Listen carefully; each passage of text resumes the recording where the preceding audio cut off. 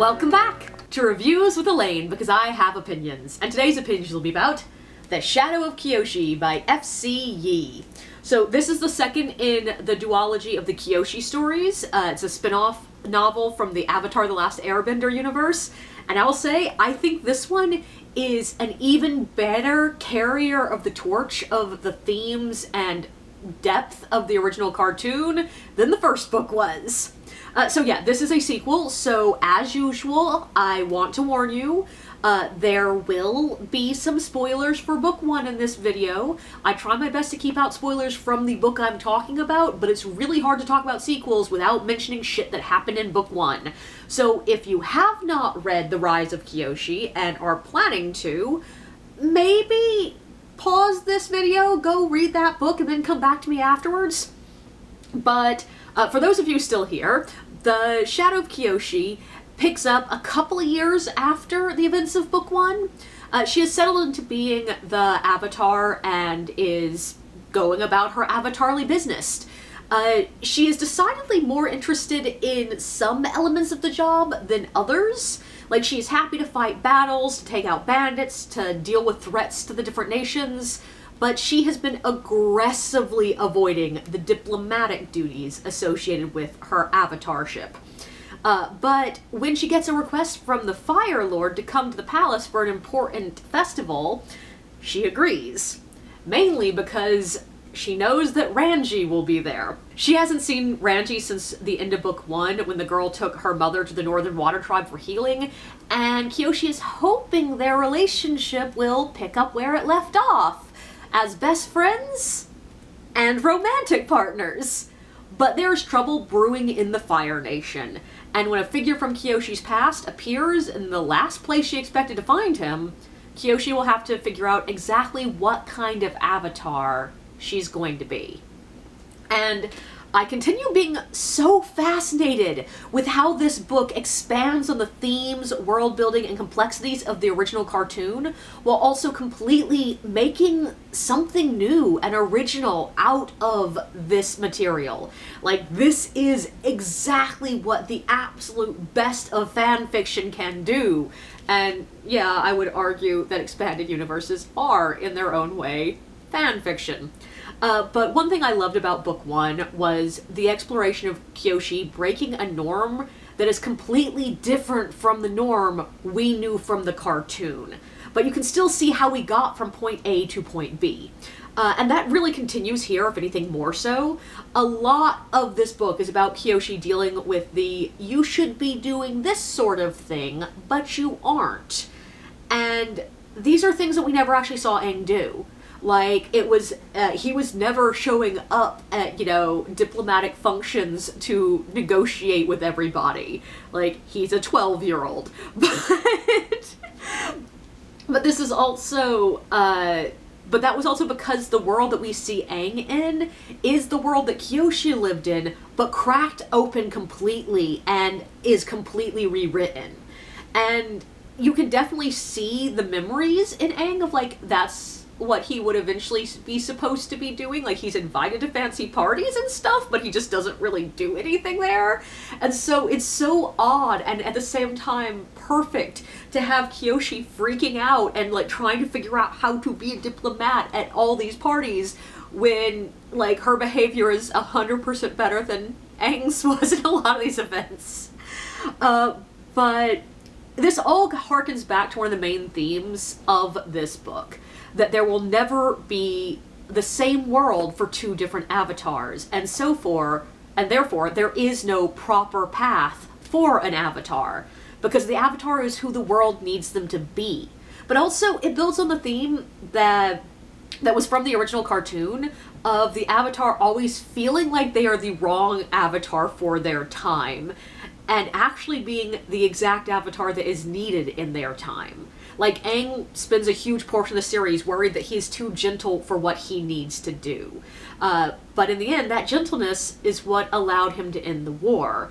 Keurig wasn't able to do much of anything out in the real world because he was a hunter elsewhere. No spoilers there.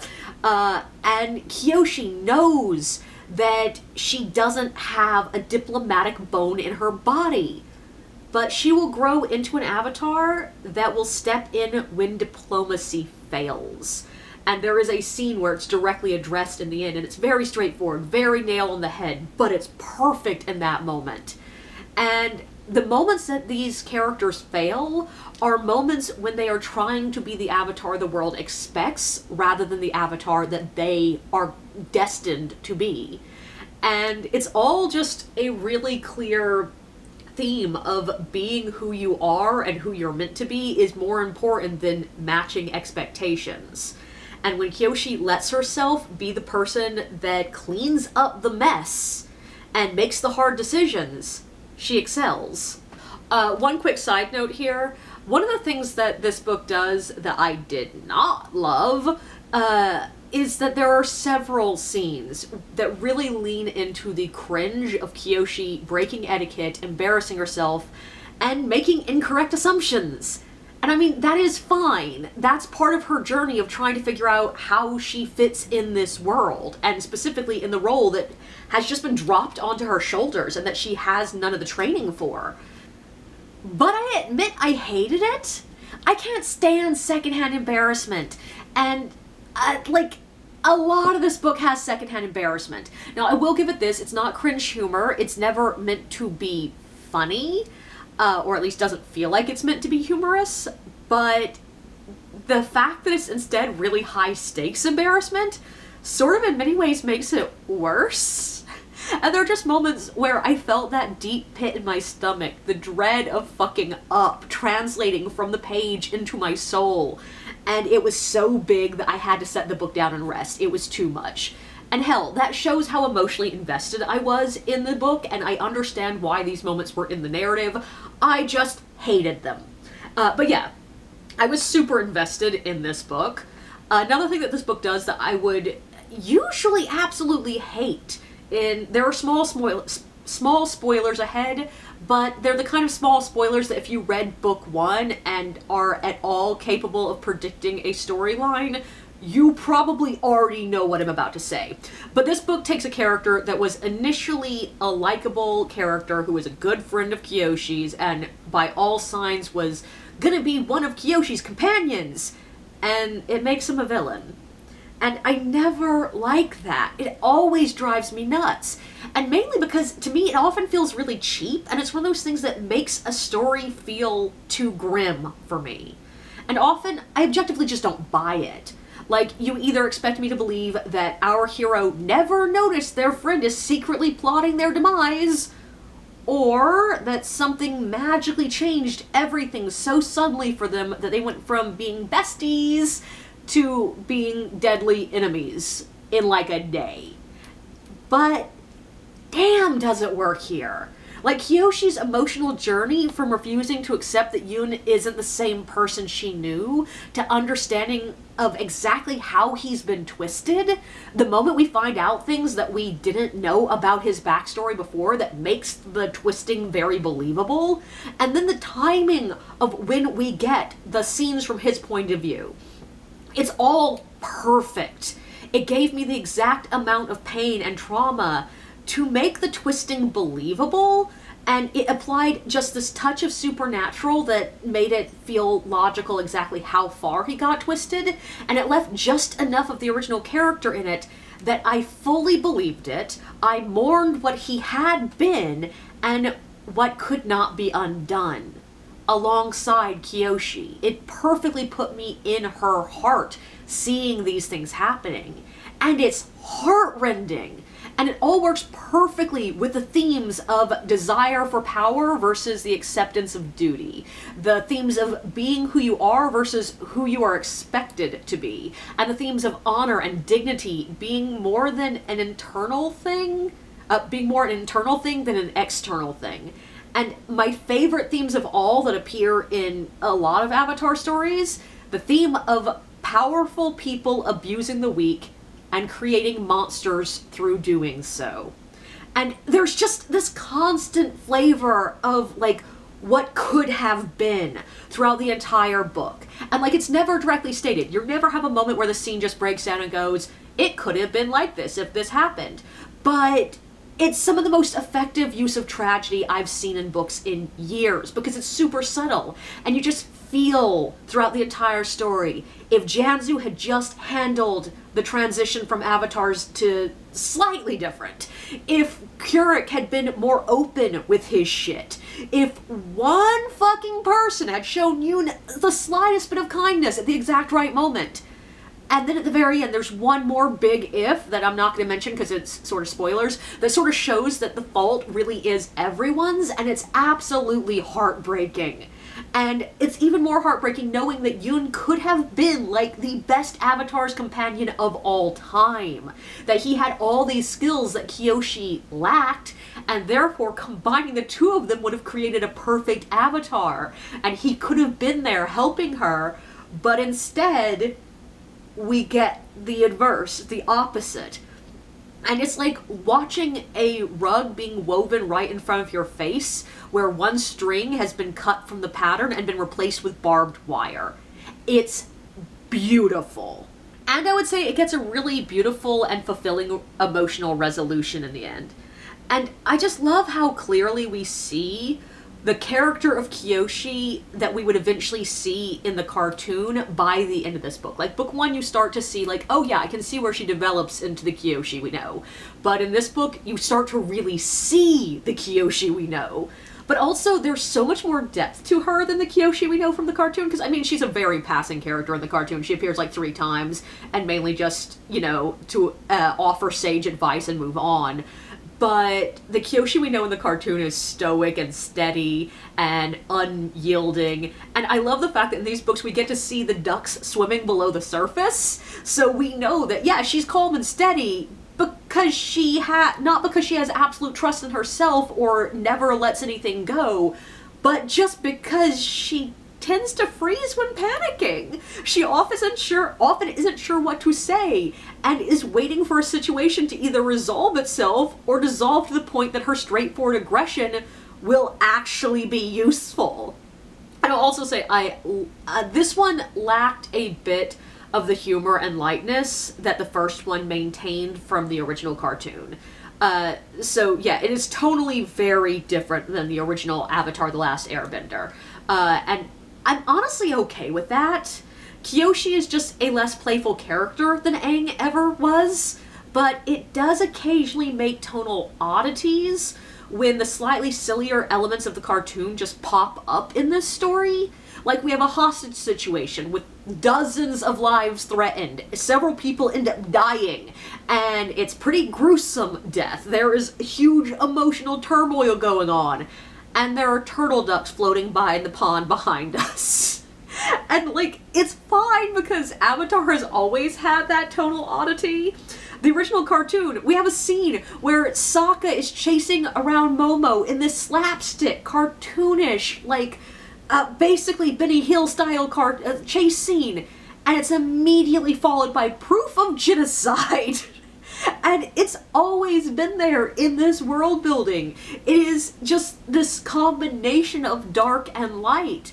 But it's just a bit more noticeable when you're leaning more heavily towards the darker side of the world building and something egregiously cute wanders through. And there's also a sort of similar oddity when characters from book one appear in this slightly more serious book. Because, like, yeah, some of the characters from book one are a little bit more cartoony than the characters in book two.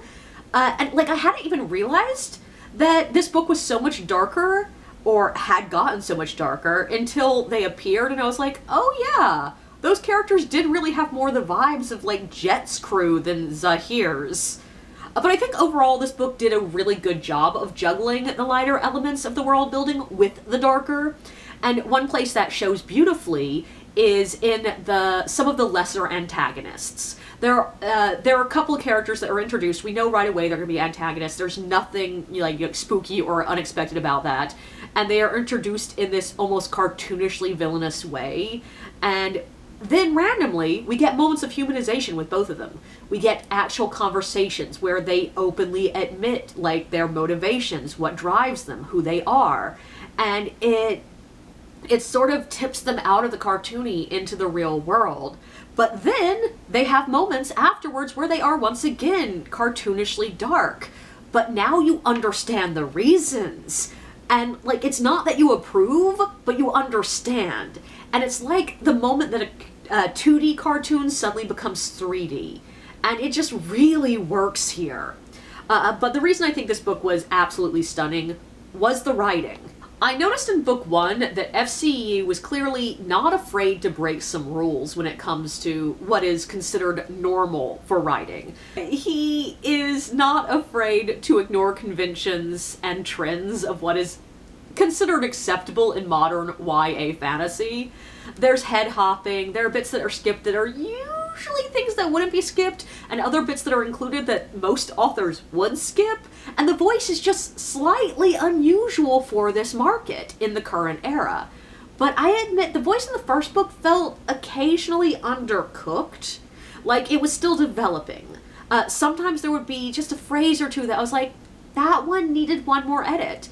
And a lot of it was like transitional moments that weren't as smooth as they should have been. There were moments that just drew too much attention to the fact that it was a narration and not the character's inner voice. And the transition between the two was sometimes janky. And there are moments that just like there's something that feels like a bit of wisdom that you're like, yeah, but where's this coming from? Who is this? And some of the foreshadowing is just a little bit too aggressive in my opinion. But this one, I feel like their voice was perfectly mastered here. There are plenty of lines that made me just stop and stare at the book for a while, but what they inspired in me was not the feeling of noticing the craft and trying to decide if it worked. What they inspired in me this time were moments of introspection. There were moments that one line would just make me stop and think about the universe as a whole for a while. There are ideas dropped casually into this book in a way that actually feels seamless.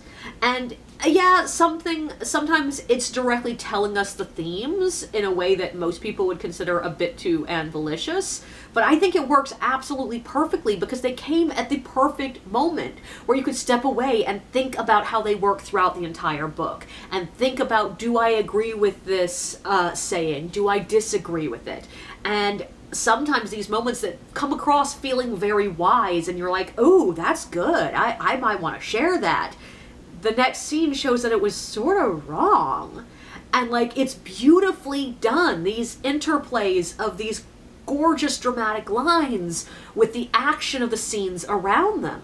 And like, the writing here is really fast paced and smooth, and like so much so that I think that most people would be able to get through this book in a couple of days if they really wanted to. But the text itself encourages you to stop and feel things. And I love that in a book. Like, to me, there is no greater skill as an author than writing something that is really easy to get through, but you don't want to get through it that fast. You want to stop and explore the emotions. And this book asks you to do that. Overall, I just really liked this book. And, like, I like it both as an Avatar: The Last Airbender fan, but also just as a book. Do I think it works perfectly as a standalone if you've never seen the cartoon? Probably. Like, honestly, I think you'd be fine with this series. You might be a little bit confused about some of the stuff, but also some of the stuff might actually strike you better, because there are moments that, like, there are twists that are not twists for me because I already know shit from the cartoon. I would in general love to read more from this author, FCE. They seem like a really good author, and I'd love to read more of Kyoshi's story, and of course, I definitely want to read more from this universe. And luckily, there are several books following other past avatars I can find. But overall, I really like this book, and I think it's one that I will only like more as it settles into my soul, if that makes any sense.